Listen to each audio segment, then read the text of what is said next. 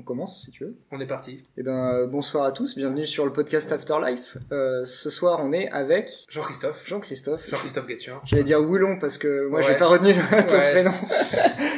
Tu dis Woulon ou Woulon? Non, Woulon plutôt. Woulon, c'était ton pseudo à l'école ça? C'était mon pseudo à l'école et mon pseudo d'avant. Enfin mon pseudo sur internet de manière générale. C'est toujours mon pseudo sur internet même si j'utilise vraiment en pratique. Comme beaucoup de pseudos, ouais. Des fois on l'avait avant. Moi je l'avais avant aussi. Ouais. D'accord. Ok. Donc Jean-Christophe Woulon, c'est ton pseudo. Je sais pas si tu veux dire ton nom de famille. Au pire, moi c'est Guettuin, Jean-Christophe Guettuin. Tu dis Guettuin. Voilà. Ok. Promo 2010, voilà. J'allais le demander, il le dit tout seul, c'est parfait. Ok. Et aujourd'hui, on est dans les locaux de ta boîte. Ouais, tout à fait. Ça s'appelle VisiBrain. C'est ça. Et est-ce que tu peux commencer par m'en toucher deux mots du coup pour commencer? Ouais. Du coup, VisiBrain, c'est une société qui édite un logiciel de veille des réseaux sociaux. Donc en pratique, c'est un logiciel qui, en anglais on dit social listening, qui analyse tout ce qui va se passer sur le web et les réseaux sociaux, donc les blogs, la presse en ligne, Twitter, Facebook, Instagram. C'est vraiment là-dessus qu'on se focalise et ça va analyser toutes les conversations publiques pour décortiquer les tendances. Et on vend ce logiciel principalement au métier de la communication, donc des marques qui vont chercher à savoir ce qui se dit sur elles, sur leurs produits, est-ce qu'il y a des choses négatives, est-ce qu'il y a des insights consommateurs, ce genre de choses, à tout ce qui est agence de com, qui travaille elle-même pour des marques, et on bosse aussi avec des institutions. Par exemple la mairie de Paris qui même si c'est pas une entreprise, a la marque, la ville de Paris, où il y a aussi beaucoup de conversations qui se passent en ligne. D'accord. Et t'as commencé ça quand Alors moi j'ai commencé ça juste à la sortie de l'école, même en fait ça a été mon stage de 3e année. Ça a commencé comme ça. Ah mais c'est ta boîte, c'était ton stage de 3e année ou c'était la boîte de quelqu'un d'autre? Non, c'était ça a commencé donc en 2010. Toi, premier projet, c'est le dernier projet quoi.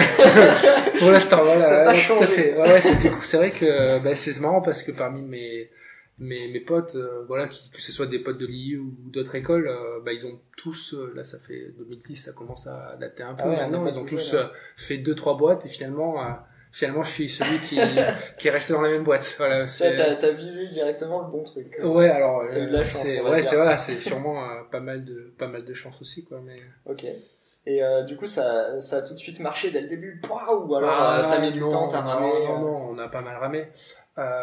Du coup, nous ça s'est fait donc au début comme un stage de 3e année. Et d'ailleurs ça s'est vraiment bien goupillé parce que j'ai eu la chance de pouvoir. Je savais pas du tout si ça passerait en tant que stage à l'IE. C'est et vrai, en fait comment t'as magouillé ce truc? J'ai pas magouillé, non, mais ça s'est super bien passé. C'est qu'en fait c'est un de mes meilleurs amis qui a fait l'ISEP. Il revenait des États-Unis, il avait fait son semestre aux États-Unis, il allait. Du coup, moi, j'ai refait une année, donc on était un peu en décalé. Moi, ça coïncide à ma troisième année de l'IE, et il est revenu. Et donc là, j'étais encore en cours, c'était en septembre. Lui, il revenait des États-Unis, et il a eu vraiment la motivation d'entreprendre. Parce que là-bas, t'avais un c'est une associé, voie. Ouais, voilà, exactement. Voilà, il était, en gros, il me contacte, il dit, bon, là, je sais que t'as encore ta 3e année, mais moi, ça me tente de monter une boîte, et pourquoi pas avec toi. Et puis, du coup, on est même 3 après, on s'est retrouvés 3 avec une deuxième personne de l'IE. Et donc, t'as pu le déclarer lui comme ton maître de stage, c'est ça? Non, en fait, ce qui s'est passé, c'est que, du coup, l'envie est venue de là. Et c'est pour ça que d'ailleurs je fais aussi ce podcast, parce que moi, il y a eu des anciens élèves de l'IE qui étaient venus témoigner et qui avaient monté leur boîte, et c'était, je sais pas, en 2e année, il y avait eu la 3UE qui avait fait ça, et ça m'avait donné vachement envie de monter ma boîte. Je connaissais pas du tout. J'avais pas du tout ça en tête, et il avait raconté le truc, et ça avait l'air super cool. Enfin, il avait l'air heureux, le mec.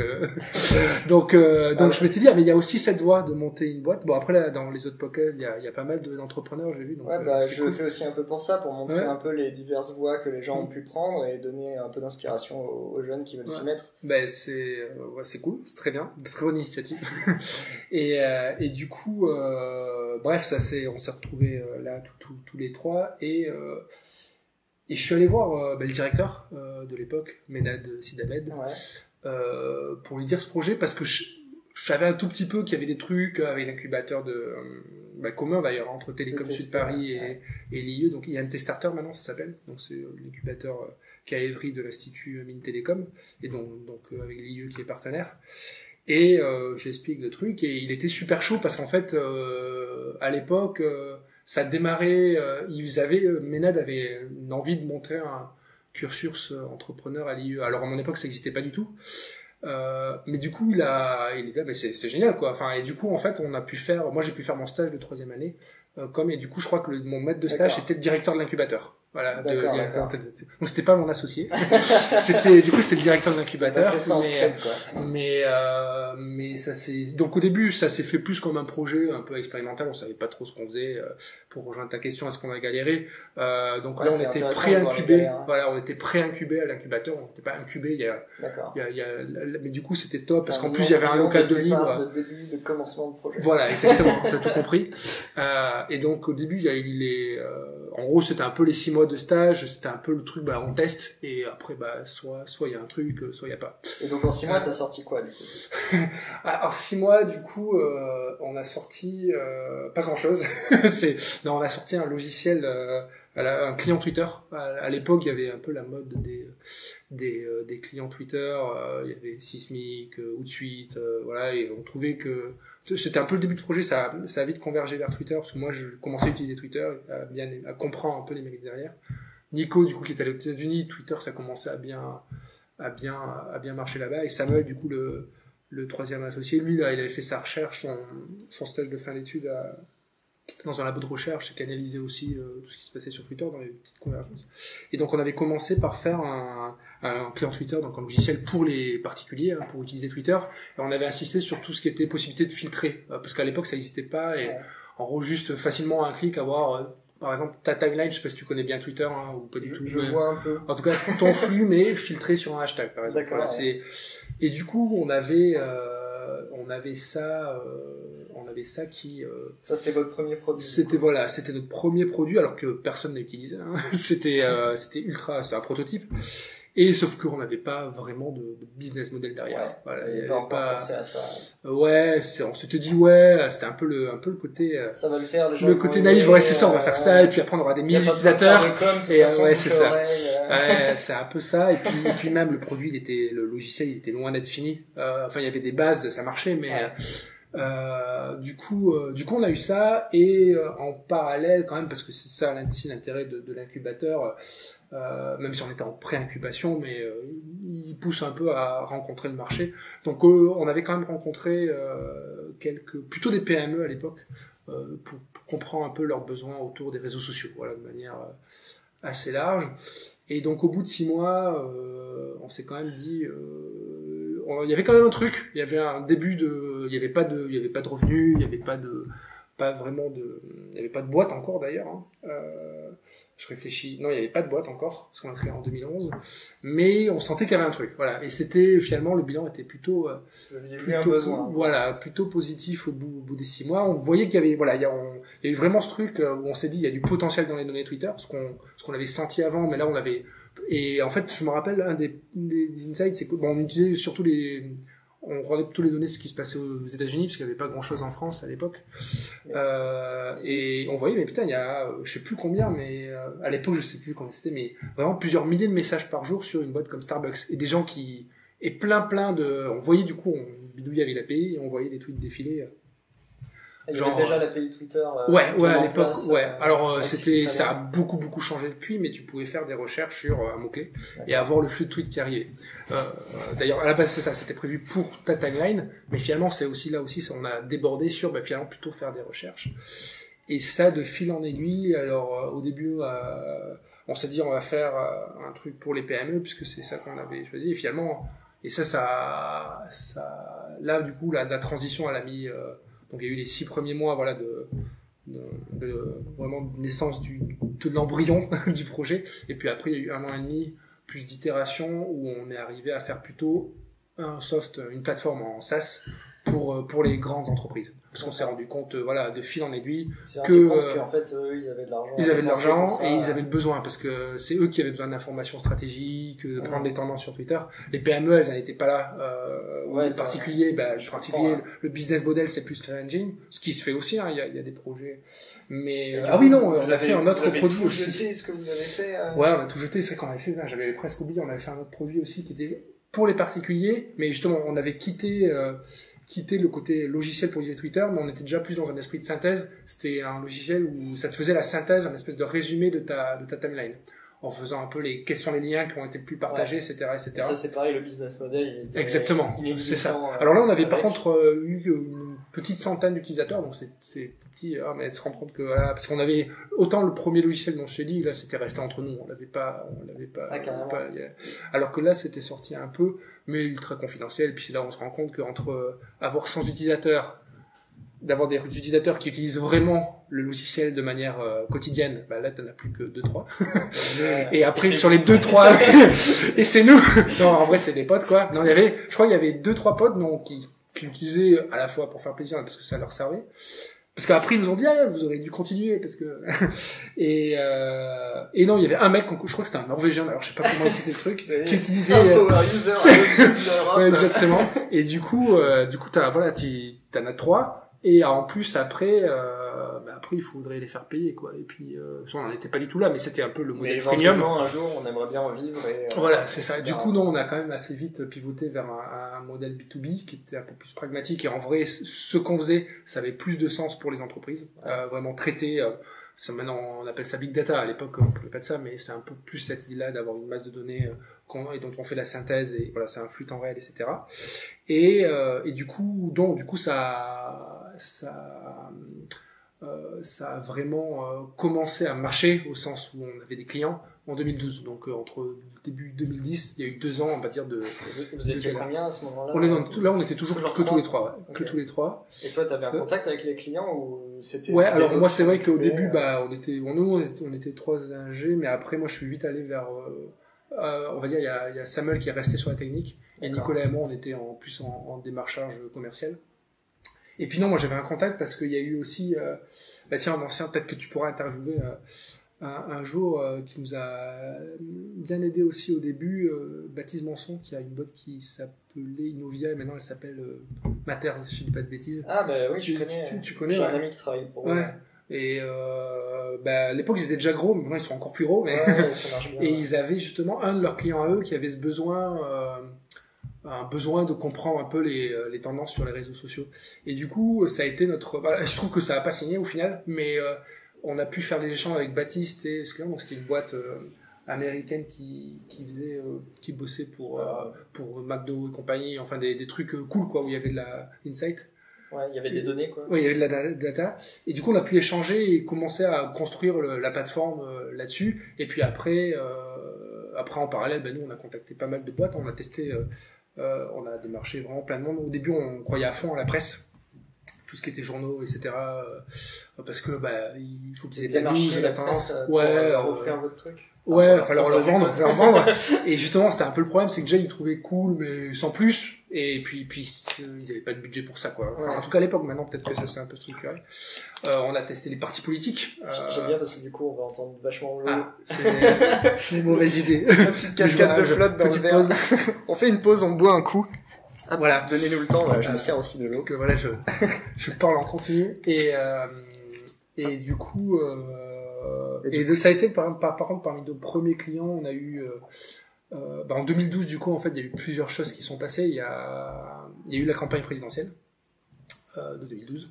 C'était qui là? C'était Hollande, Sarkozy si je dis pas de bêtises. Et du coup pour nous ça a été intéressant pour 2 raisons. C'est que Twitter a commencé à vraiment décoller en France.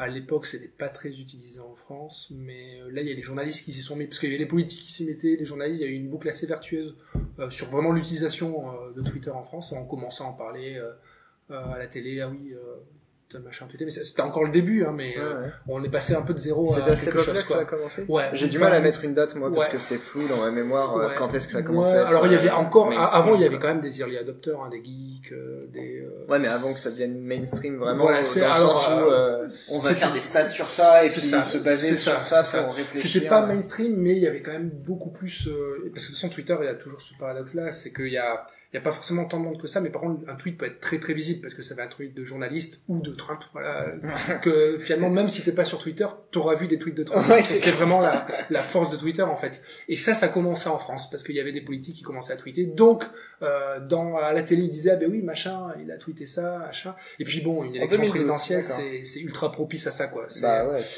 Et là du coup alors c'était avec un contact de l'incubateur si je me souviens bien, je sais plus exactement, on a pu rencontrer l'équipe de campagne digitale de François Hollande.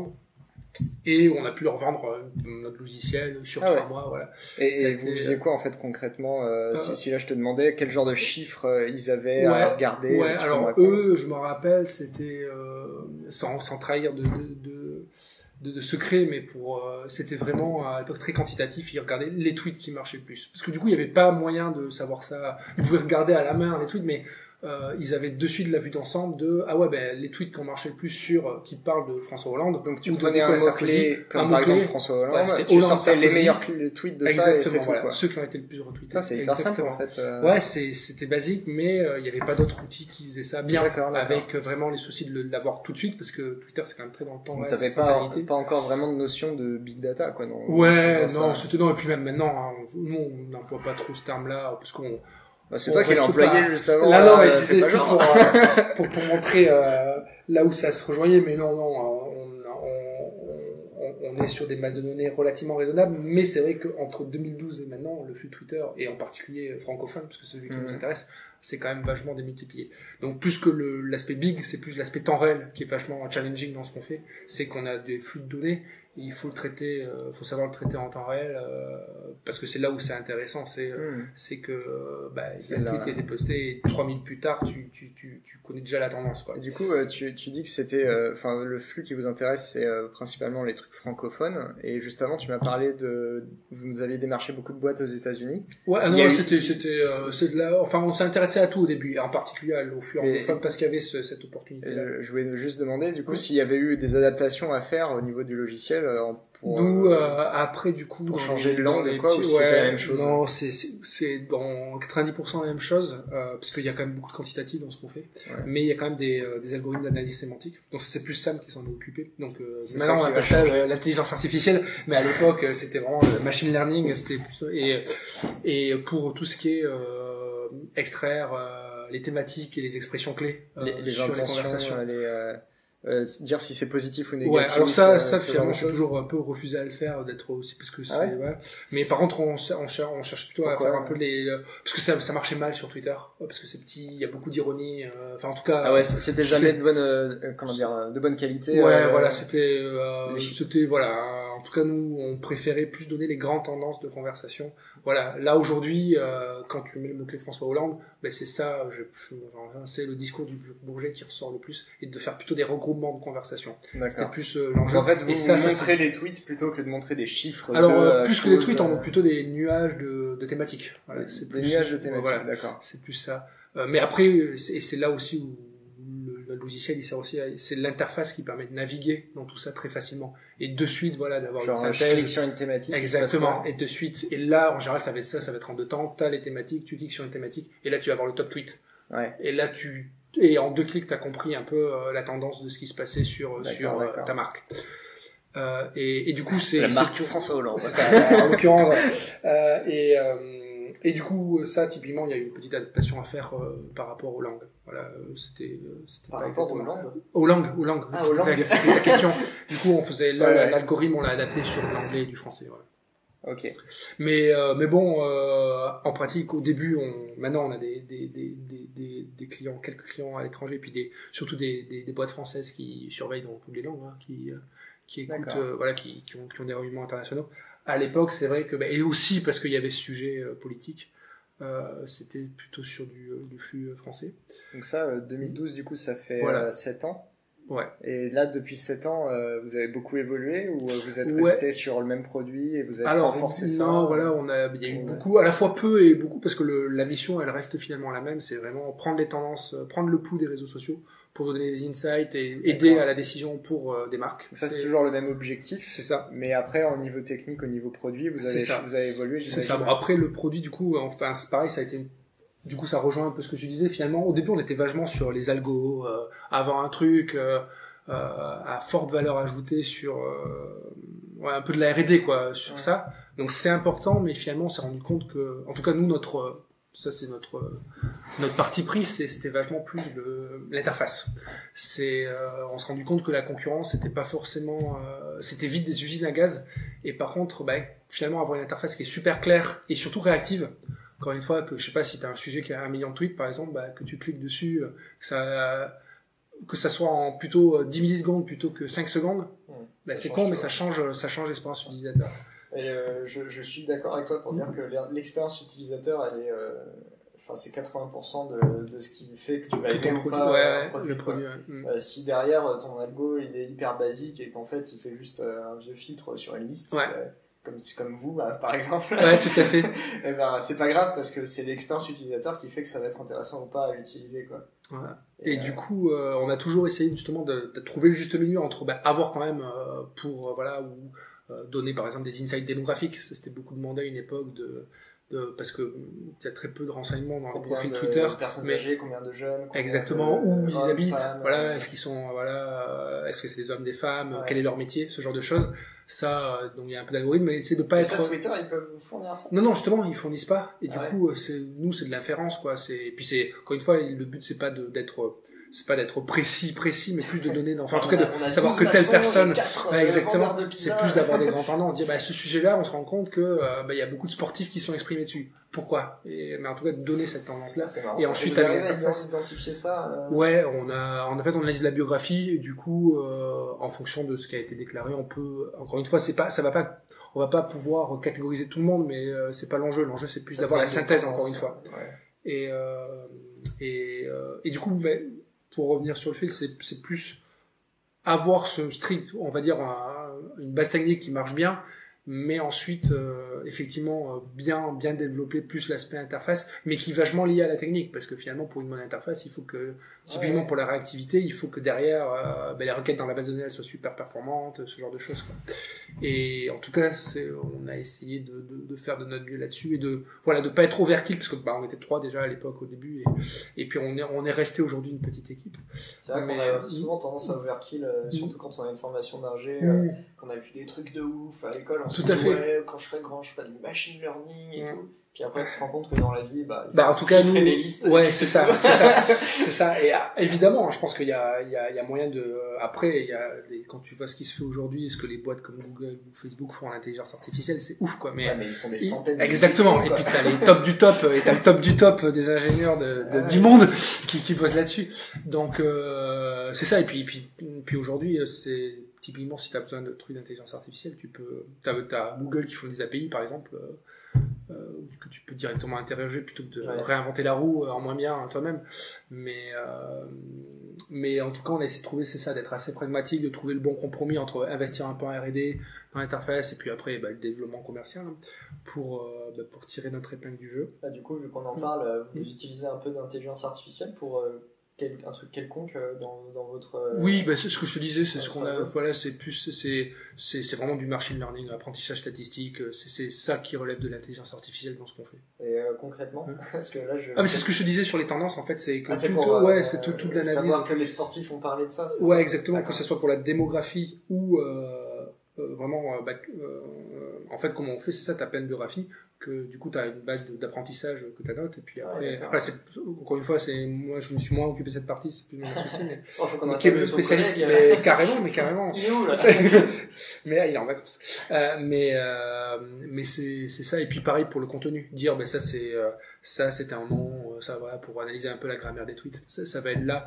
mais ça reste on va dire, à l'époque on était fiers, mais maintenant c'est du standard, quoi, je veux dire, dans ce qui se fait. Et après, c'est vrai qu'on avait. Vous avez beaucoup de concurrence. Ouais, on a pas mal de concurrence. On a pas mal de concurrence avec des acteurs. Ça va être plus des acteurs internationaux, que ce soit anglo-saxons. Il y a un luxembourgeois. Il y a aussi 1 ou 2 boîtes en France et des Américains qui font la même chose que nous. Après, on a chacun nos spécificités. Nous, on est très bon sur le temps réel. Le temps réel, votre spécificité. Nous, ça va être le temps réel, parce que du coup, je vais répondre aussi à ta question. Ce qui a changé, c'est qu'au début, on est parti sur Twitter, après, on a rajouté d'autres sources. Ah ouais, même si au début, Twitter, voilà, on était... Oui, c'est vrai, on a parlé comme ça. Ça a été pendant plusieurs années. Pendant plusieurs années, ça a été effectivement notre spécialité, parce que finalement, Twitter, c'était vraiment le pouls de ce qui se passe en ligne, parce qu'il y a beaucoup de données publiques sur Twitter, plus qu'ailleurs. Et puis, c'est très réactif aussi. C'est vraiment... en général, les trending topics Twitter, c'est quand même ceux qui donnent la tendance au jour le jour sur ce qui va buzzer, que ce soit sur les blogs, dans le 20h. Et ça a été un peu notre parti pris au début de... En fait, on s'est rendu compte de ça, c'est que finalement, quand nous, même au début, là, en 2010, quand on bidouillait les données, même si c'était moins flagrant parce qu'il y avait moins de données françaises, mais ce qu'on voyait ressortir en top sujet, c'était un peu ce dont on allait parler aux 20h ou du soir ou du lendemain soir. Et tu fais voilà, c'est ça. Et t'as encore ce côté-là, même en général, les gens, les usagers, même à titre individuel, quoi. En général, les gens qui sont à fond sur Twitter, ils disent ouais, mais je le vois sur Facebook, voilà. Et donc c'est pour ça qu'on a. C'est quoi vos autres sources maintenant? Voilà, maintenant du coup, on fait tout ce qui est presse en ligne et blog. On fait tout ce qui est page publique Facebook, parce que pareil, ça a changé entre quand on commençait Facebook, c'était uniquement entre amis, et puis pour concurrencer Twitter, Facebook a sorti les profils publics et les pages publiques, qui ont un peu la même vocation que d'émettre des statuts publics, etc. Donc là, on a rajouté ça. Et Instagram maintenant. Instagram, on a sorti ça il y a pas longtemps là, cette année, et c'est un peu le réseau du moment là. Et comment vous analysez un post Instagram? C'est de la vidéo? Non, pour l'instant, on fait pas. Non, parce que ne serait-ce que par l'API, tu peux l'interroger que par mots-clés, donc ça te limite déjà l'entrée, quoi. Parce qu'en général, ce qui intéresse quand même, c'est avant tout capter tout ce qui concerne une marque. Donc là, forcément, l'entrée, ça sera forcément par mots-clés ou hashtag, effectivement. C'est plus par hashtag même. Et si la personne, elle parle de la marque dans sa vidéo, mais qu'il n'y a aucune mention dans le post, ça va... C'est ça. Là, on ne pourra pas le capter dans un premier temps. C'est un peu les limitations de l'API Instagram aujourd'hui. De toute façon, ça serait tellement long d'analyser toutes les vidéos. Mais par contre, nous, on travaille sur l'analyse. Quand tu as déjà capté un premier corpus de data, analyser les images et les vidéos pour au moins détecter des tendances. Ah oui, il y a beaucoup de... J'en sais rien si c'est un truc de make-up, il y a beaucoup plutôt des filles qui sont dans leur salle de bain ou qui sont là, voilà. Enfin, pour au moins donner un peu dans le même esprit que catégoriser les sujets de conversation, catégoriser un peu les scénographies des images. Okay. Mais on travaille là-dessus, mais c'est pour l'instant le gros du sujet, c'était d'avoir déjà le module Instagram, un peu si on revient à ce qu'on disait, avec une interface qui marche bien, qui est efficace, qui capte bien le maximum de posts publics, parce que c'est un peu l'enjeu sur un réseau comme Instagram. Les API de Facebook sont beaucoup moins bien que celles de Twitter. Et donc, et d'Instagram aussi. Donc il faut jouer un peu avec ça. Mais c'est clair que c'est... Et à quand TikTok alors? Et TikTok, voilà, mais après c'est toujours la question de nous, il faut que ça soit public. Alors, c'est pas public. C'est TikTok, je sais pas trop, je crois qu'il faut que tu aies un compte quand même pour... Je saurais pas dire, moi non plus, je suis pas. Mais c'est vrai qu'on en parle beaucoup en ce moment. C'est ça, il y a eu Snapchat à une époque, mais Snapchat pour le coup, alors c'était éphémère et tout ça. Mais, du coup, voilà, et c'est vrai que les médias éphémères, c'est moins ce qui nous intéresse. Enfin, c'est pas que ça nous intéresse pas, mais c'est pas là où on se positionne. TikTok, je sais pas, pourquoi pas. Et puis on nous demande pas mal en ce moment aussi tout ce qui est réseaux sociaux moins occidentaux. Il y a Weibo en Chine par exemple. C'est le Twitter chinois, beaucoup de contenu public. Donc ça va être... ça, on ne fait pas encore, mais ça va être un des enjeux techniques. Il n'y a pas des réseaux russes aussi Si, VKontakte, c'est VKontakte aussi, c'est qui est ultra dominant et qui fait un mix de tout, quoi, qui a un mix entre Facebook et Twitter, pour la faire simple. D'accord. Ouais, il faut se diversifier. Après, il faut voir si vous avez la force commerciale d'aller chercher ces clients en Chine et c'est ça. Non, mais même pour les boîtes françaises, c'est parce que, en fait, c'est eux qui veulent voir, c'est ça, c'est que les marques françaises, ça peut les intéresser vachement de comprendre comment sont les conversations en Chine ou en Russie, ouais. D'accord. Donc, ce serait plutôt ça, nous, dans un premier temps. Parce qu'effectivement, pour l'instant, on a des bureaux que à Paris. Okay. Mais ça fait déjà un bon terrain de jeu. Et vous êtes combien maintenant? On est 10 aujourd'hui, on est 10. Ça se passe bien. Ça se passe bien. Donc voilà, depuis 2012, après il y a eu ça, le rajout des sources, ça c'est plus sur la partie produit. Ensuite, ce qui a compté le plus, c'est le développement commercial. Hein.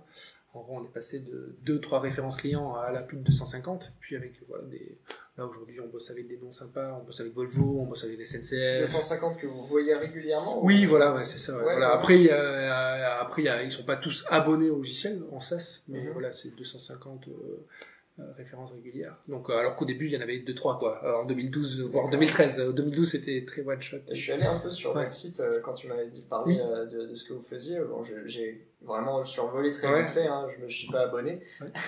Mais j'ai vu un truc qui m'avait fait rigoler, c'était un machin qui disait oui, vous pouvez avoir une notification s'il y a un bad buzz sur vous. Ouais. Ah, mais ça c'est un truc qui intéresse beaucoup les entreprises. Ouais, bah, typiquement quand genre ils font de la veille sur ça et ils veulent savoir être prévenus en temps réel que il y a des gens qui disent Exactement, mais ça c'est un des points forts si je rejoins l'aspect temps réel, ça va être notre système d'alerte qui marche bien. Quitte à faire du temps réel, autant avoir une alerte. Exactement. Et en fait, c'est vraiment ce qu'on appelle l'e-réputation, mais de manière générale, plus la réputation des marques. C'est un actif important pour une marque.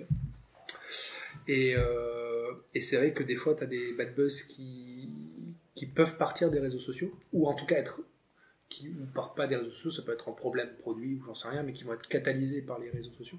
Tu as eu des exemples récents, tu as eu Starbucks qui a eu un problème avec un client de couleur noire et qui avait mal reçu, enfin du coup il y avait eu plein d'employés, etc. Ça avait fait des millions de tweets. Il y a eu et puis il y a eu le t-shirt aussi, non c'était le t-shirt je crois qu'ils avaient fait où il y avait marqué Cool Monkey sur un mannequin noir, enfin c'était parti en flèche sur les réseaux sociaux. Ça c'est des marques comme Starbucks, mais t'en as souvent et c'est très intéressant pour une marque de pas arriver après la bataille parce que ça va vite. Ouais. Et là du coup s'ils arrivent après c'est trop tard quoi. C'est trop tard, mais surtout que s'ils en prennent connaissance après le temps de savoir comment on réagit, etc. On va dire que en fait ce qui se passe c'est que c'est le discours qui se passe, c'est pas du tout le discours de la marque, c'est le discours des internautes qui peut être totalement faux des fois. C'est parce qu'on entend beaucoup parler de fake news. Des fois, ça peut être juste par exemple, on a le client SNCF. Eux, c'est super important qu'ils soient au courant dès qu'il y a une tendance, parce que des fois, il y a des grosses rumeurs. Oui, il y a eu un accident, il y a eu un mort. Pas du tout, parce qu'il suffit qu'il y ait la police qui soit là, mais pour une raison qui a rien à voir. Mais les gens y parlent. Ouais, voilà, et ça peut monter. Voilà. Exactement. Et du coup, mais ça peut être valable vraiment sur tout et n'importe quoi. Et du coup, c'est qui au sein de ces entreprises, par exemple au sein de la SNCF? C'est la direction de la communication. C'est vraiment la communication. C'est la communication. Qui s'occupe de ça. En général, ils ont dans la direction de la communication, et puis il y a un volet plus digital, réseaux sociaux, web, numérique. Et donc ça dépend. Ça dépend de il y a plusieurs organisations selon les boîtes, mais il y a maintenant sur la plupart des marques, que ce soit en France ou partout, il y a un pôle qui est chargé de la communication en ligne. D'accord. Et c'est eux vos clients? C'est eux nos clients, exactement. Ok. Du coup, tu connais tous les services communication de toutes les grandes marques françaises maintenant? Presque tous. En tout cas, on aimerait les connaître tous, mais on en connaît déjà pas mal. Voilà. En tout cas, on va toquer chez eux. C'est ça. Bonjour. C'est ça. Exactement. Et du coup, si là, on a beaucoup parlé de ce que tu as fait en sortant de l'école. Et on va essayer de faire un petit lien avec l'école quand même, ouais, tout à fait. De dire que c'est un podcast qui parle de l'NCE. Tout à fait. Je voulais savoir en fait, qu'est-ce que tu as vraiment remis en question vis-à-vis de la manière dont j'ai du mal à poser ma question. Par rapport à ce que tu as appris à l'école et à ce que tu imaginais être la vie active, qu'est-ce que tu as remis en question une fois que tu es rentré dedans? C'est question compliquée. Quel est le truc qui t'a vraiment le plus marqué sur le je pensais pas que ce serait comme ça, tu vois? Ouais. Du coup, je sais pas si c'est représentatif parce que en tout cas, j'ai jamais été salarié finalement. Donc en général quand on pense vie active, on pense salarié. Enfin, je suis salarié de VisiBrain, mais en étant entrepreneur, en étant fondateur de la boîte, donc ça, je pense que ça biaise un peu c'est pas représentatif. C'est pas grave. Et qu'est-ce qui m'a frappé le plus? Peut-être ce qu'on disait, franchement, c'est ce côté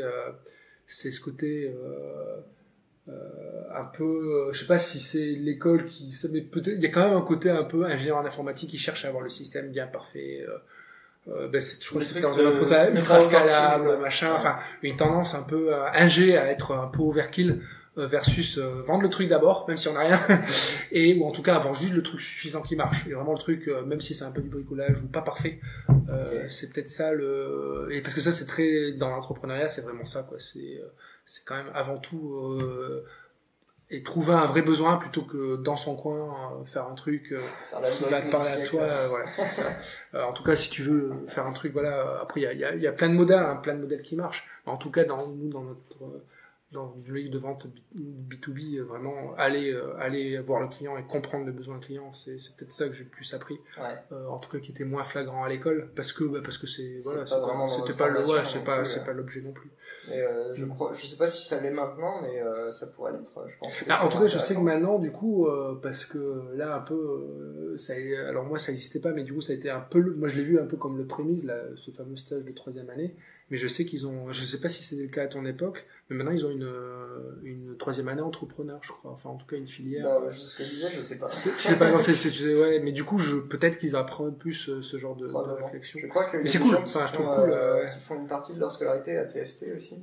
Et qui a un truc un peu management, etc. Peut-être que ils ont plus, ce focus sur identifier un besoin, comprendre ce qu'il faut faire pour y répondre. Tout à fait. Puisque ça doit être plus le sujet, effectivement. Et puis non, après, c'est vrai que, mais ça, je pense que c'est plus, pour le coup, plus généralisable, c'est que même si tu fais des projets en équipe où t'as pas du tout là, gérer les gens, enfin travailler avec des gens en fait, qui sont, moi c'est dans le sens où recruter des gens, ça tu découvres, hein, ça, l'école te l'apprend pas, les gérer, avoir, alors on n'a pas de l'aspect hiérarchique, mais travailler avec des clients ou travailler avec des investisseurs, donc tu as la relation avec les investisseurs, en fait tu as tout ce qui est interaction avec les gens, donc tu l'apprends en pratique, mais plus au sein d'une équipe technique à l'école, puisque tu fais des projets en truc. T'as pas vraiment cet échange avec l'extérieur. C'est ça. Mais encore une fois, ça me semble normal, hein, quand tu fais dans une école d'ingénieur en informatique, ce que tu cherches, et parce que je pense qu'il y a plein d'ingénieurs en informatique qui interagissent surtout avec d'autres ingénieurs en informatique. Mais du coup, moi, la grande découverte, ça a été ça, et ça c'est à la fois super intéressant, mais bon, voilà. Enfin, c'est exactement ce que je voulais. Excellent. Mais voilà, génial. Tiens, je vais me resservir un peu d'eau. Ah oui. Si t'en veux un peu, on va le mettre juste devant le micro comme ça. Ça va faire de la ASMR. C'est une nouvelle variante du podcast. ASMR Afterlife. Très bien. Moi aussi, ça, c'est un truc que je trouve qui m'a beaucoup marqué en sortant de l'école, c'est tout le côté relationnel. Oui, t'as fait un peu tout, t'as fait start-up, grand compte. J'ai fait beaucoup de jobs très différents les uns des autres, même si à chaque fois je faisais de l'informatique au milieu de mon job, il y avait toujours un enrobage, on va dire, qui était différent. Et à chaque fois, du coup, j'ai dû apprendre à parler avec des artistes ou avec une hiérarchie très stricte, les artistes, ou avec, effectivement, avec des entrepreneurs. C'était très différent à chaque fois. Et c'est vrai que il y a un cours de communication à l'école, mais j'ai pas souvenir d'avoir appris quoi que ce soit d'utile dans ces milieux-là. Dans ce cours de communication, c'était plus un cours de apprenez à sortir de votre coquille, que un cours de communication avec ou d'interaction avec une hiérarchie, etc. Ça manque peut-être, effectivement. Après, j'avoue, ça commence à remonter. Déjà, j'arrive pas forcément à tous les cours, et puis, moi, je me souviens qu'on se lançait une balle. Oui, mais c'était au tout début, ça. C'était au tout début, c'est le premier cours, Et après, les autres cours, je sais plus. Si nous avait dit alors les gars, il faut que vous portiez un costard de telle couleur, mais pas de telle couleur. Alors voici un catalogue de costards. Je revenais pas de ce cours, j'en avais tellement. Puis il y avait des trucs sur le CV aussi. Tu faisais le CV, elle te le relisait. Bon ça encore c'est utile. Mais c'était très pratique pour le coup. Mais le coup de nous dire comment nous habiller. Ça je me rappelle plus. J'étais assez sceptique. Vraiment, il va falloir que je mette ça là comme ça. En fait, pas du tout. Bon, après, c'est peut-être parce que je travaille dans des équipes techniques, donc forcément, je suis pas commercial avec ma cravate et tout ça. Non, moi, ça m'avait pas trop marqué dans les cours de com de l'école. Moi non plus. Cours de com, cours de compta, tout ça, j'ai un peu zappé, quoi. Tiens, avant de rentrer à l'école, toi, est-ce que tu étais un peu du genre timide, très, très, très étudiant, etc. Ou est-ce que t'étais déjà un peu plus... Moi, j'ai toujours été geek. Extraverti. J'étais geek. Franchement, parce que je passais beaucoup de temps sur l'ordinateur. Mais j'étais pas spécialement timide, non. Non, pas spécialement timide. Et du coup... Mais je pense qu'après, comme tout le monde, en fait, quand tu grandis, tu deviens de moins en moins timide. Et puis surtout, après... avec l'école et puis après l'école, ça... Ouais. Quand t'es arrivé à l'école, ça t'a fait un gros changement quand même, t'as trouvé... Tu faisais quoi avant la prépa? Moi j'ai fait prépa avant, j'ai fait prépa. Et est-ce que t'as bien aimé ce changement d'arriver dans une ouais, ambiance, mais moi paradoxalement j'ai bien aimé la prépa. Ah ouais, tu fais partie des gens qui aiment la prépa. Après j'étais pas spécialement bon, hein. J'ai pas beaucoup bossé, que ce soit ni à l'école ni en prépa, mais je peux le strict minimum, disons. Ouais, voilà, c'est histoire de passer, quoi. Exactement. Mais j'ai bien aimé la prépa parce que déjà tu rencontres des gens super intéressants. Enfin, ça fait d'ailleurs une petite claque d'ailleurs. Parce que je sais pas. Enfin, en général en prépa, les gens qui vont en prépa, ils sont en général plutôt bons au lycée, dans les premiers de la classe. Enfin, en tout cas, j'ai rencontré des gens complètement fous, quoi. C'est ça. Et là, tu te dis, tu passes de premier ou deuxième de la classe à en fait, 30 et tu comprends pas parce que tous ils sont très bons, quoi. Enfin, et du coup j'ai rencontré des très bons amis en prépa et puis non mais au-delà de ceux qui sont restés amis, des gens quand même brillants, hein. Et puis moi je vite joué le jeu de la prépa, enfin je dis pas que c'était facile tous les jours mais c'était en tout cas ça te forme, quoi. C'est une bonne formation, je trouve. Moi, je dirais pas que j'ai détesté, mais j'y retournerai pas. Voilà, c'est exactement ça. J'y retournerai pas non plus, hein, voilà. Si j'avais pas eu l'MCE, j'aurais pris une autre école au concours, j'aurais fait, ok, je vais dans celle-là, je fais pas 5,5, c'est marrant. Ouais.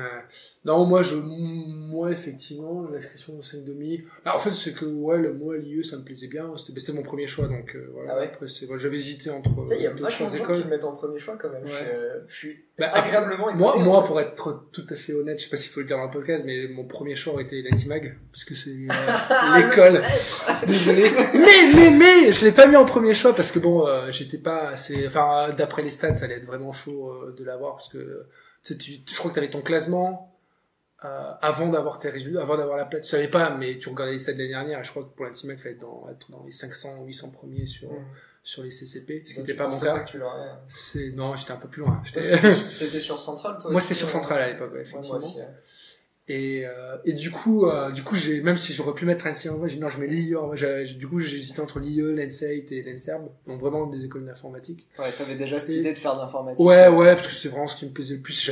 J'ai détesté la physique en prépa, par contre. J'ai détesté ça, vraiment. Tout le monde m'a dit ça. Moi, j'aimais bien la physique. Hyper classe. Très intéressant. Alors après, j'ai pas eu, des fois, c'est du hasard, c'est, le prof avec qui ça fit pas, ou ton état d'esprit de l'époque qui va. Alors que finalement, maintenant, quand j'écoute des trucs un peu de physique, où je connais des gens qui font de la physique et j'écoute et je fais mais c'est super intéressant en fait. Moi j'aimais pas ça quand j'étais plus jeune. Je passe des heures sur YouTube à écouter de la vulgarisation scientifique à propos de physique et de trucs comme ça, ça me fascine, quoi.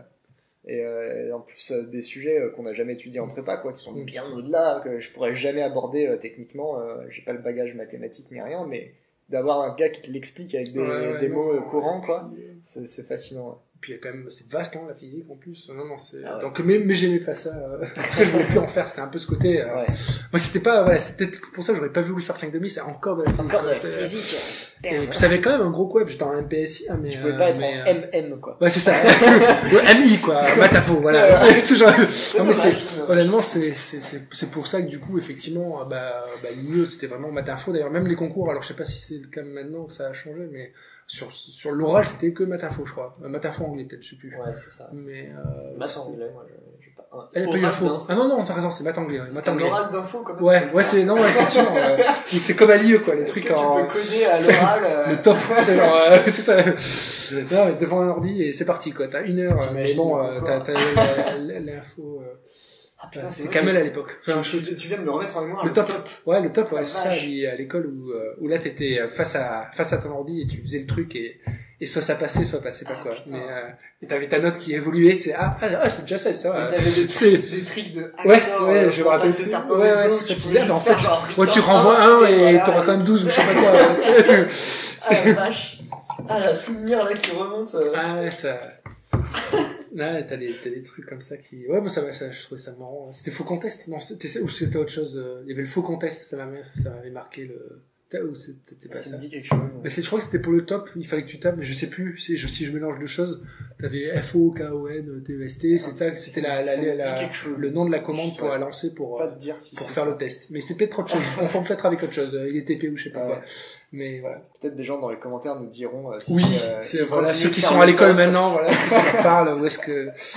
Mais qu'est-ce qu'il dit? Mais n'importe quoi. Vous utilisez encore faux contest pour faire votre top à l'NCE. Ah, c'est fou ce truc. Et je crois pas qu'il y ait d'autres écoles qui font, enfin, peut-être des écoles d'info, ouais, mais des écoles qui font pas de l'info. Est-ce qu'ils ont comme ça des tests automatiques où une machine te juge? Mais je sais parce que moi j'ai des potes un peu partout, enfin j'ai des potes qui ont fait l'Antimac, qui ont fait l'Ensate. Et on discutait, ça me dit rien, mais sûrement, peut-être à l'IMAG, ouais, okay. Je sais plus, mais... Faudra peut-être demander à des gens qui font les podcasts des vieux de l'IMAG. Ah, ils ont parlé d'un truc, ça ressemble vachement, quoi. Il y a tout un réseau de podcasts d'anciens élèves de plein d'écoles comme ça. Je sais pas s'ils ont ça à l'IMAG, tiens, voilà. Mais ouais, du coup, non, Olivier, c'était mon premier choix, effectivement. Enfin, parce que ouais, moi, ça m'avait plu vraiment le côté. C'était quand même, c'est dans les écoles qu'il y a sur concours, c'est quand même, il me semble, celle qui est la plus connotée informatique. Enfin, que je dis, j'étais un geek et j'avais envie de faire une école de geek. Ouais, et du coup, peut-être ce qui m'a le plus surpris en arrivant, c'est c'est vraiment une grosse école de geek.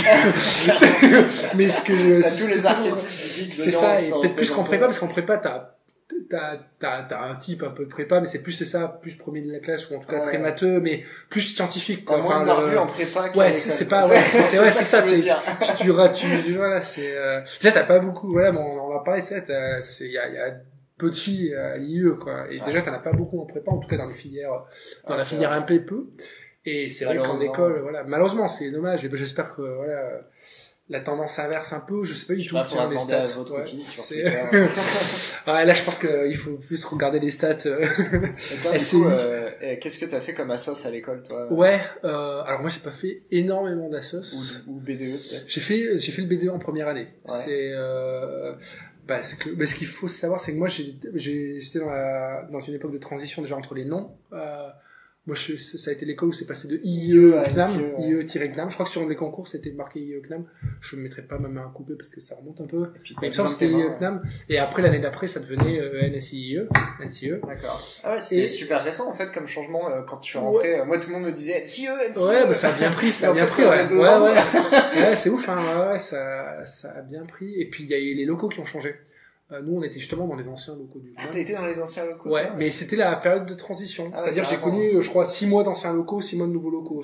Les nouveaux locaux étaient en train de... Vous êtes la génération de tests. Ouais, exactement. Et du coup, nouveaux locaux. Ouais, exactement. Est-ce que c'était un nouveau directeur aussi ou pas?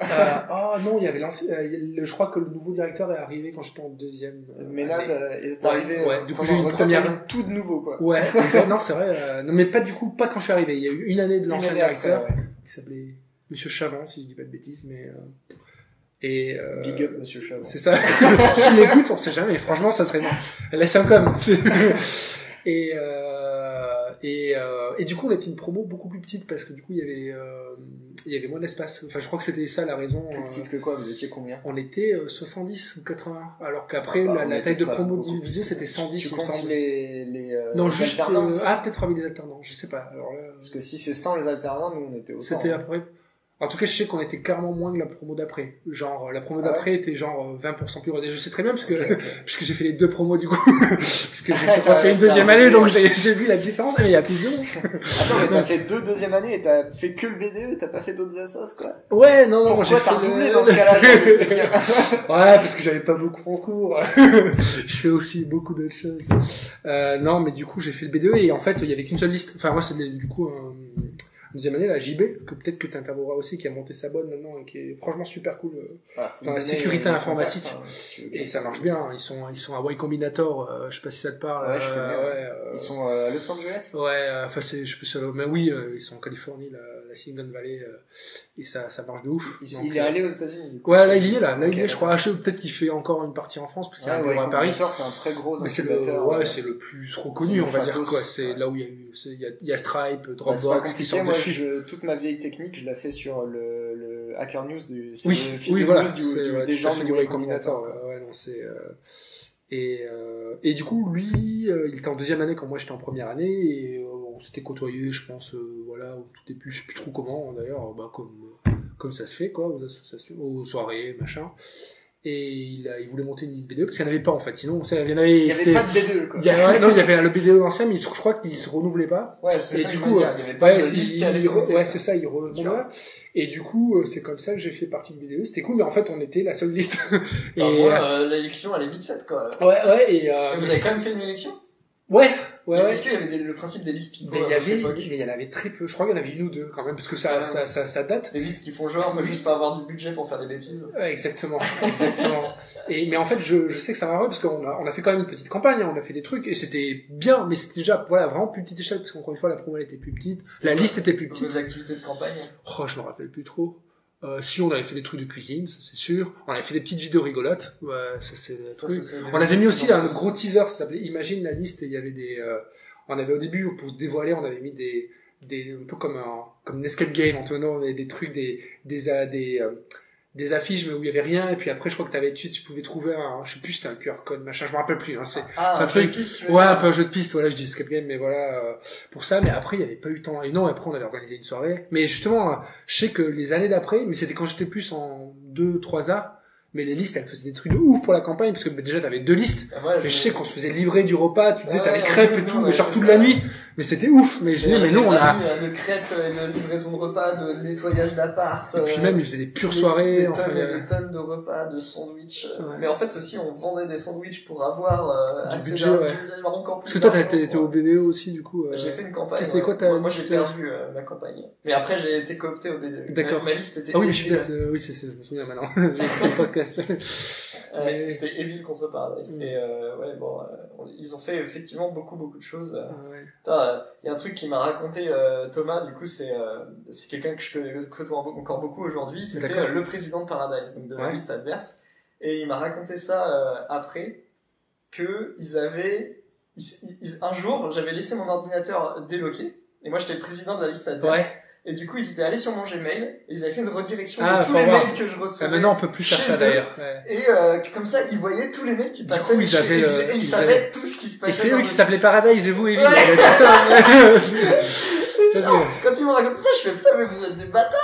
Ça se fait trop pas! C'était vraiment, mais c'est vrai qu'il y avait un enjeu de ouf, enfin, j'ai l'impression, en tout cas, mais c'est pour ça, nous, on a fait une campagne, mais elle était assez modeste par rapport à ce que c'est devenu quelques années plus tard. En vrai, c'était une liste pipo qui se cachait. Oui, je me souviens. Enfin, j'avais raconté ça dans un autre podcast. Mais par contre, il y avait aussi peut-être une vraie liste à faire, parce que j'ai l'impression, après, en tout cas, les années d'après, t'avais chaque fois 2 listes, vraiment 2 listes rivales. Je crois que maintenant, c'était pas facile d'être élu, quoi.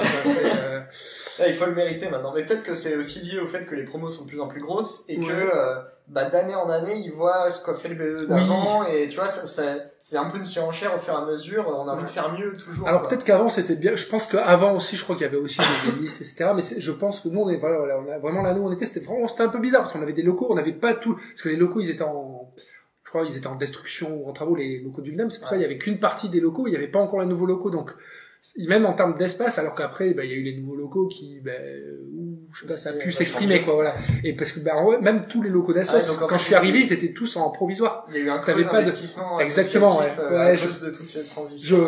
Après ça bougeait quand même pas mal, hein, mais c'est vrai que en tout cas l'élection BDE, nous on a fait ce qu'on pouvait, et c'était bien, je pense, hein, mais c'est devenu j'ai envie de dire, on a lancé une nouvelle tendance, et c'est devenu truc de... non, en vrai c'était assez modèle, et c'est vrai que moi j'ai été vraiment impressionné par ce qui s'est fait 1-2 années plus tard où ça déchirait bien.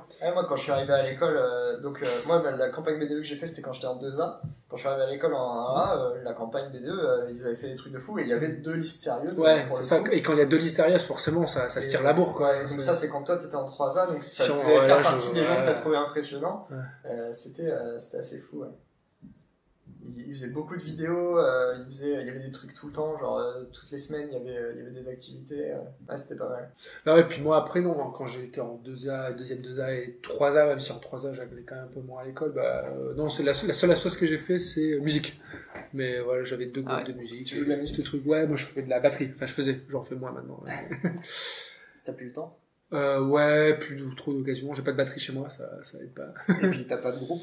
Et j'ai pas de groupe, voilà. Et ça c'est vraiment un truc que je regrette, un des trucs que je regrette le plus de l'école, c'est l'ambiance associative de manière générale. Parce que même si je faisais pas partie des assos, tu baignes dans, t'as les soirées de projection. Alors moi, il y avait pas trop les LAN parties à l'époque, je suis pas trop un gamer, mais t'as les soirées, t'as les soirées, le fait de même de faire des jeux de société, il y a du DIE, enfin, même si, toi, tu vois, ils jouent, tu te mets, c'est assez cool. Il y a même des soirées, tu connais le principe de Murder Party? Ouais, alors vite fait, mais ça, j'ai jamais fait. En gros, c'est que ce soit à l'école ou à la nature, dans une pièce, enfin, dans un et t'as un maître du jeu jeu qui, Et sauf que tu joues vraiment ton personnage dans une pièce, t'es censé être un peu habillé aussi et tout, et en fait ça se joue un peu en mode huis clos quoi.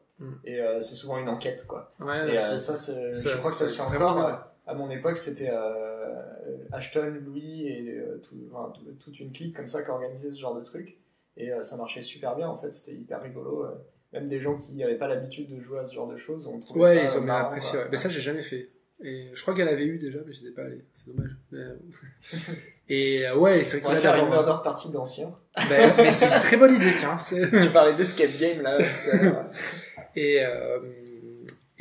Ouais, du coup c'est vrai qu'on avait un local pour jouer de la musique. C'est comme Adam, mais c'est super cool quoi. Moi aussi je traînais des fois avec les musiciens. Moi-même je joue pas trop de musique, pas du tout même d'ailleurs. Mais je traînais beaucoup avec eux, et une ou deux fois j'avais pris un micro et je chantais des conneries dans le local de répète. J'ai jamais vraiment chanté devant le reste de l'école parce que je chante mal. C'était marrant quoi, on pouvait se défouler quoi. Ah non, c'est clair. Et voilà, mais après c'est vrai que j'ai jamais été, alors un peu plus la première année, si j'avais fait forum aussi la première année, mais après j'avais pas fait tant d'actions que ça quoi. C'est déjà pas mal. C'est que j'étais présent à l'école même plutôt en première année. C'est vrai qu'après ça explique aussi, mais c'est vrai que Est-ce que j'ai été ce qu'on appelle couramment un fantôme? Non, j'étais plus sécheur d'or, tu vois, dans le truc. Moi je crois que j'étais moi ça s'appelait sécheur d'or à l'époque. Sécheur d'or? T'avais pas il y a la soirée d'or, ouais. Vous avez déjà la soirée d'or? Ouais. Donc t'as été élu sécheur d'or? Ouais, je crois que 3 années de suite quoi. Parce qu'il y avait le fantôme d'or aussi. 3 années de suite? Ouais, un truc comme ça, ouais. Et c'est pas très, c'est pas bien, je devrais pas le dire. Je crois que c'est 2A, deuxième 2A et 3A, je sais plus, un truc comme ça. Je sais plus, je saurais pas le dire. Mais parce que du coup, j'étais pas ceux que, tu vois, j'étais pas le fantôme, ceux qu'on voit jamais, parce que j'allais quand même aux soirées. Et qui va pas en cours. Ouais, c'est ça. J'étais quand même moins présent que ceux qui sont, parce que c'est vrai qu'il y a quand même une vie associative assez importante. Moi, j'étais pas forcément ultra impliqué dans la vie associative, mais j'allais quand même, quand il y avait un truc cool, j'y allais, quoi. Et il y avait le kart, il y a eu plein de trucs aussi, il y avait le kart, qu'est-ce qu'il y a eu d'autre comme ça, le laser game, il y avait plein de trucs, quoi. Donc j'allais aux activités, et aux soirées quand ça me tentait. Mais par contre, c'est vrai qu'il y a eu une espèce de au début tu vas. Mais qu'est-ce que tu faisais du coup? Ouais. Tu vas pas me dire que tu montais ta boîte? Non, pas du tout. Non, mais je geekais tout seul pas mal. Non, après sinon on avait une bande de potes, on faisait, on discutait jusqu'à. T'as dit que t'étais pas gamer, en fait, c'est pour ça que je te pose. Non, c'est parce que j'ai des potes gamers, de l'époque, qu'on voyait pas, parce que ça allait de pair aussi, elle va se coucher très tard. J'avais des potes gamers qui se couchaient à 6, 7, de l'école? 12, de l'école, ouais. Et parce que je sais qu'à une époque, c'est affreux, je devrais pas dire ça, ces trucs, mais c'est quand on se couchait à 5h du matin, on était fiers, quoi. Genre, putain, on s'est pas couché, ça va, à 5h du matin, ça va, tu vois. Et 5h du matin, c'est déjà hardcore, en fait, surtout quand t'es pénoté le lendemain. Et j'avais un peu de genre de truc. Je le faisais pas régulièrement, mais ça m'est arrivé plusieurs fois, de faire des nuits comme ça où, putain, vas-y, on fait encore une game. Et puis après, bon, il est 4h, bon, allez, on se couche, allez, on est raisonnable, on se couche à 4h. Ouais, c'est ça, et c'est affreux. Et je sais que, Spot Gamer, donc je dirais pas son nom, mais je crois que c'était le pire d'entre nous vraiment sur le truc. Et des fois, il se levait souvent à 14-15 heures, quoi. C'était le truc. Et puis c'est ça, il se couchait souvent à 10-11 heures. Il fait, je me suis couché à 10 heures. T'abuses, là, tu vois, on s'est couché à 3 heures, quoi. C'est bon, il faut. Et non, et du coup, non, j'étais plutôt avec une bande de potes avec qui je traînais, et on buvait des coups, on discutait toute la nuit, quoi. Et après, sinon, je faisais pas mal de soirées sur Paris aussi, que ce soit dans des bars ou dans d'autres écoles, quoi. On avait pareil, un ou deux potes. Tu montais à Paname? Ouais, non, je fais beaucoup d'allers-retours, Le RERD? Ouais, je connais très bien le RERD. C'est pour ça que tu rentres très tôt le matin au lieu de non, mais en vrai, mais ouais, carrément, parce que tu dois connaître aussi un peu, je sais pas si t'as des soirées sur Paris, mais c'est ça, c'est vers 1h, même minuit, 1h, tu te poses la question de est-ce que je prends le dernier RER, voilà, quoi, qui était à 1h, où est-ce que je reste, mais du coup, parce qu'il n'y avait pas Uber, tout ça à l'époque, où est-ce que je reste, et je prends le premier RER de 5h du mat. Et souvent, bon, vas-y. Après, il y avait des taxis, hein, tu sais. Ouais, mais ça coûtait cher. Mais Uber, Uber aussi, tu vas me dire. c'est vrai. Mais les taxis, je sais pas si, après, tu peux peut-être, ouais, non. Parce qu'après, je me rappelle aussi des travaux à Juvisy. Je sais pas si t'as eu ça, parce que ça a été, les années où je sortais sur Paris, t'avais des travaux entre Juvisy et Évry, mais genre, tous les soirs entre, je sais pas, 23h et des trucs. Du coup, tu devais prendre un bus à Juvisy, c'était affreux. Tu faisais des trucs, t'avais le bus à Juvisy, donc tu rentrais vraiment en tard. J'ai connu les bus à Juvisy, mais pour d'autres raisons, c'est parce que juste j'habitais dans le coin. Ah oui. Non, là, c'était les bus de remplacement. Et, non, mais du coup, ça finissait souvent, on prenait le premier ou deuxième RER, 5h du matin, donc on rentrait assez tard, du coup, on n'allait pas encore le lendemain, quoi. Parce que, surtout que là, c'est quoi? Amphi de communication. Mais en fait, tu te rends compte que ça s'installe, au début, tu vas pas en amphi, enfin, au début, tu vas à tout. Après, tu vas pas en amphi, ça, parce que c'est ça la va première aller. semaine. C'est ça. Après, tu commences à sécher une matière en spécifique et tu dis non, mais c'est que celle-là, tu te convaincs toi-même que tu feras jamais plus et au fur et à mesure, ça se dégrade. Et puis, je sais que non, voilà, moi, je pense que la ligne jeune à pas franchir, que j'ai franchi malheureusement en deuxième année, justement, c'est pas aller au truc noté, quoi. C'est que tu dis parce que t'avais les cours d'anglais, il fallait y aller, il y avait du présentiel, je crois qu'au bout de 3 cours t'avais 0, je sais plus, tu vas pas un cours, tu vas pas 2, puis tu fais vas-y fuck it, je veux pas au troisième, donc déjà t'as 0 en anglais, allez bam, et puis après t'as les TP notés et t'y vas plus, et là ça commence à être chaud, et tu dis mais je vais rattraper, et je crois que tu sais j'ai failli avoir mon deuxième année, mais franchement, t'as chié ton calcul. Ah ouais, c'est ça, je crois qu'il fallait 12, du coup, j'ai dû avoir après rattrapage, parce que le rattrapage c'était factoré dans le calcul. Ouais, non, mais là, j'ai 0 en anglais, je vais aller au rattrapage, c'est bon. En tout été, au final, tu révises pas du tout l'anglais. En fait, non, l'anglais, ça allait, j'ai eu chaque fois, mais c'était un gros levier de rattrapage, parce que tu passais de 0 à 15, donc là, bon, mais, ouais, je crois que j'avais fini en 11-8 ou 11-9, tu vois. Je sais plus, bon, t'as le boule, quoi. Là, tu fais, bon, dommage. Moi, j'avais fait tout un calcul très scientifique pour justement savoir qu'est-ce que je pouvais sécher et tout. Ouais, et en fait, j'avais... Moi, je le faisais, mais un peu après, je fais, mais j'ai séché, du coup, qu'est-ce que En fait, il y a des notes que t'as en cours de l'année, c'est les projets. Et j'avais vraiment... j'avais roxé tous les projets. Ouais, tous les projets, ouais. Et du coup, j'avais des notes de brut dans des trucs à gros coefficients. Et après, j'étais là, genre, une marge de manœuvre. Je peux avoir 5 là, y a pas de souci, cool, ça marche correctement, quoi. Et c'est comme ça que j'avais fait mon bise. Et du coup, j'ai pu faire beaucoup d'associatifs, me coucher tard, etc. de temps en temps. Mais j'allais quand même au truc noté et tout parce que je voulais pas faire les rattrapages, je trouvais ça chiant. C'est vrai que l'associatif, après c'est ça, il y en a qui redoublent leur année parce que ils ont juste pour surinvesti. Mais maintenant, je crois que j'avais vu ça. Qui c'est qui m'avait dit ça? Je sais plus comment j'avais vu ça.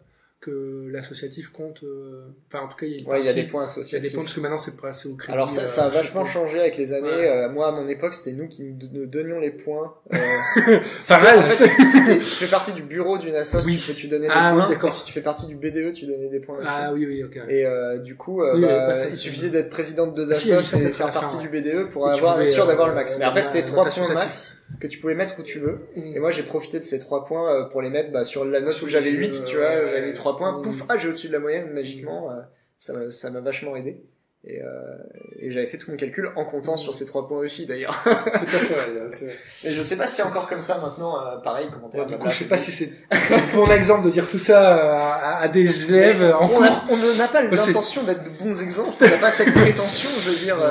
Mais non, mais franchement, aller au truc noté, c'est le truc, c'est la ligne à pas franchir, quoi. De toute façon, c'est à vous de voir. Hein. Si vous avez fait un prêt étudiant, est-ce que vous avez de quoi vous offrir une année en plus? Enfin, c'est à vous de calculer votre vie, quoi. Il y a pas de conseils à donner sur ça. Si vous avez envie de vous éclater, faites-le. Et si vous voulez monter une boîte après, c'est mieux de pas avoir refait une année, parce que voilà, c'est... Bah non, pourquoi? Ben non, justement, parce que... Toi. Ouais, mais je l'ai fait, mais justement, c'est parce que, c'est mes parents, ils ont... qui me payaient l'appart, quoi. Ah ouais, ils ont fait, c'est cool. Ben, ils ont, franchement, ça a été un peu une négociation de dire non, mais t'as déjà refait une année, en gros, c'était un peu, un joker, ok, tu vois. Le deuxième, et monter une boîte, c'est un peu un joker, quoi. Non, mais tu pourras aller avoir un job payé, tu vois, parce qu'au début de ta boîte, tu comptais encore sur tes parents. Bah, j'avais pas de salaire, quoi. Ouais. Donc, même si, après tu tu peux faire des petits boulots à côté ou non, mais par contre comment ça devient super sérieux d'un coup là. Ouais, c'est ça. Non, mais c'est franchement moi c'est une chance hein.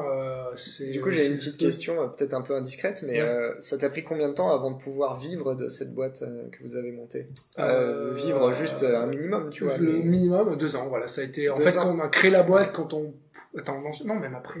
Je crois 3 ans du coup, je sais plus exactement, mais je sais qu'il y a eu un moment, non ça a été plutôt 2013, parce qu'en gros 2010, de toute façon 2010 c'était le stage. C'est voilà. 2-3 ans quoi. Voilà, mais ça c'est 2012 on a eu nos premiers clients, mais bon pas assez pour avoir un revenu pour nous trois.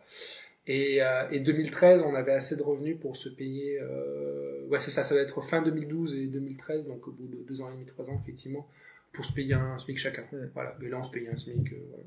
Je te demande ça parce que en fait je trouve ça important à dire que quand on se lance dans l'entrepreneuriat c'est pas du tout de suite qu'on va pouvoir se payer, qu'on va pouvoir. Alors pareil, je pense qu'il y a pas de règle, hein, mais peut-être que, enfin, je suis sûr, il y a pas de boîte qui autant le donner en tant que règle. Mais je pense qu'il faut compter, 2-3 ans. Dire, t'as pas de revenus pendant 3 ans. Ça paraît au moins et c'est pour ça que je trouvais intéressant de le faire, si c'est possible, et je crois que c'est possible maintenant dans pas mal d'écoles, et en tout cas dans l'IE avec ce fameux cursus entrepreneur.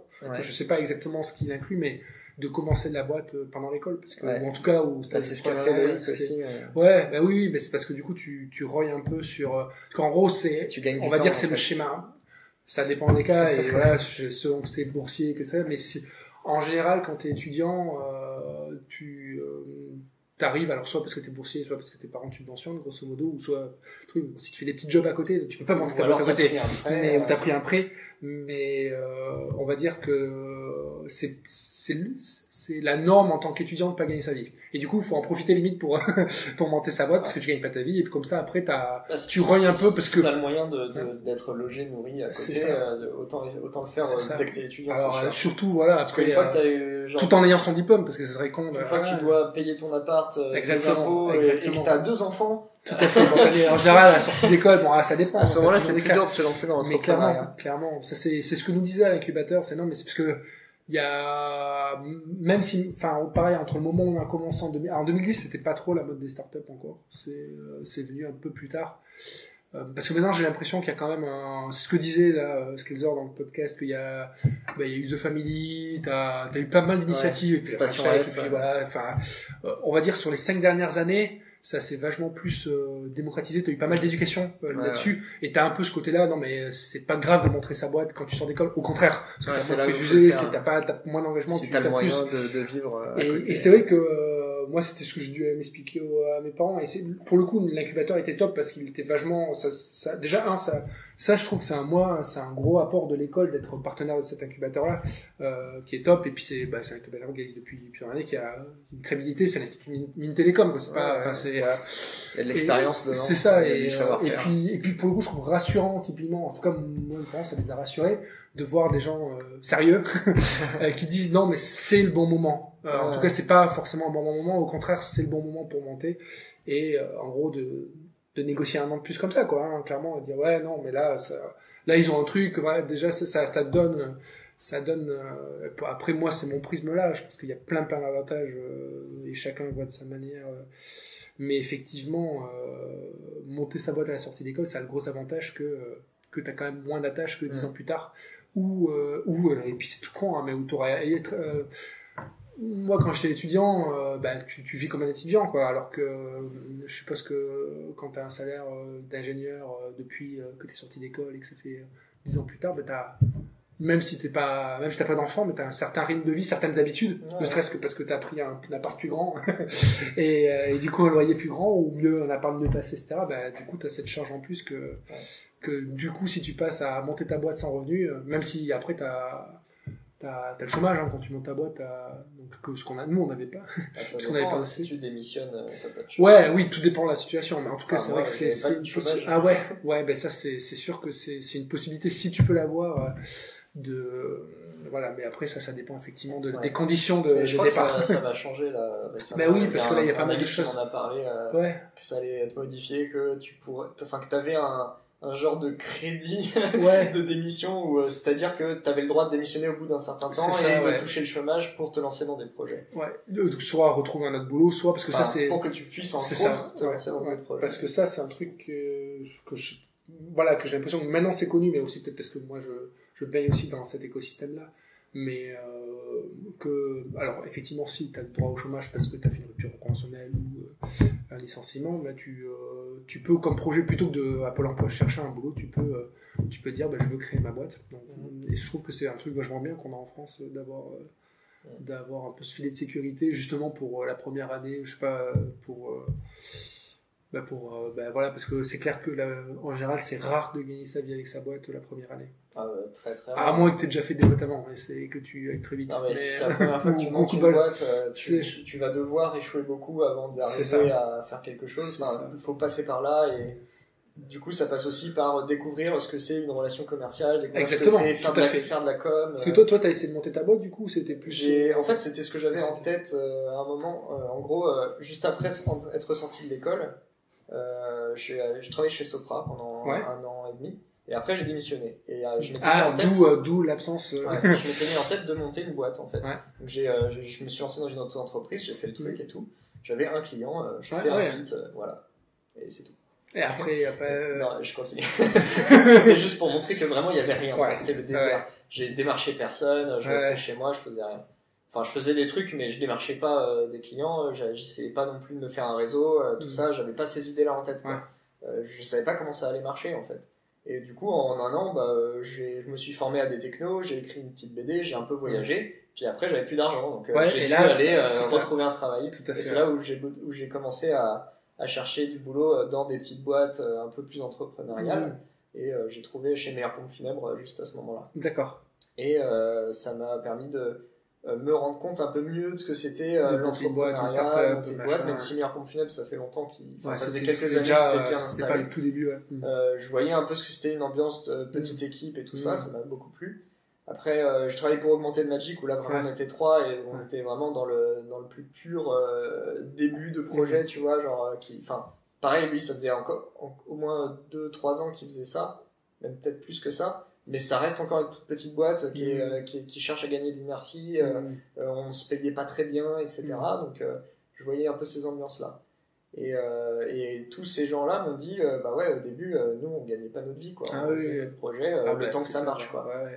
Et puis de toute façon, même après, est-ce que tu veux que les sous ils restent dans la boîte le maximum possible, parce que et donc même maintenant même maintenant d'ailleurs je côtoie encore d'autres gens, c'est des gens de chez Udeo que je côtoie un peu, parce que je travaille ça te dit rien comme ça, c'est 2 personnes littéralement. C'est une agence, maintenant c'est une agence qui aide les youtubeurs à trouver des financements. Ah d'accord.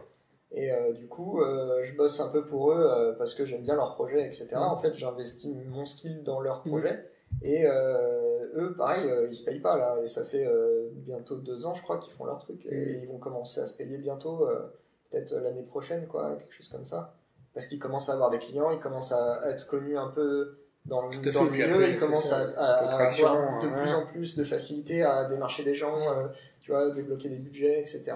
Donc tout ça met du temps à se mettre en place, quoi. Non, c'est clair. Et même si ton projet c'est un truc très technique, il faut quand même que tu le vendes, il faut quand même que tu en parles, il faut quand même que tu aies des utilisateurs, etc. Donc, à moins que ça soit vraiment quelque chose qui est plus une prestation de service, ou tu te mets en freelance parce que tu avais déjà des clients avec Diez, ou j'en sais rien, et c'est peut-être une autre démarche. Ouais, mais dans ce cas-là, t'as déjà fait une partie du travail. C'est ça, oui, tu l'as déjà fait avant, tout à fait. Mais d'ailleurs, Diez, c'est une excellente expérience, je pense, pour les gens qui veulent se lancer dans l'entreprise, parce que les gens qui font le boulot de Diez, à mon avis, c'est ceux qui sont le plus à même de se lancer dans l'entrepreneuriat et de rapidement avoir quelque chose d'intéressant, de meilleur stable. Parce que voilà, ils commencent à avoir les bons réflexes, ils ont déjà vu des clients, ils savent leur parler. Ouais, c'est clair, ça. C'est vraiment quelque chose qui s'acquiert, quoi. Et par la pratique, quoi, tu peux pas inventer le fait de savoir parler à un client tant que t'as déjà rencontré un client. Mais ouais, voilà. Bah, du coup, voilà, on a fait un bon tour là. Ouais, c'est bien. Je pense qu'on peut dire que ça clôture le podcast, parce que d'habitude je demande qu'on me pose une question, puis là, c'est comme si je t'avais posé exactement. Question, tu connais le format. Alors j'ai pas pensé sur le coup, mais effectivement, je me souviens que à chaque fois tu nous voilà. Et c'était ça, c'était la question. Bien. Du coup, au revoir. Merci beaucoup, et puis au revoir à tout le monde, et au prochain podcast.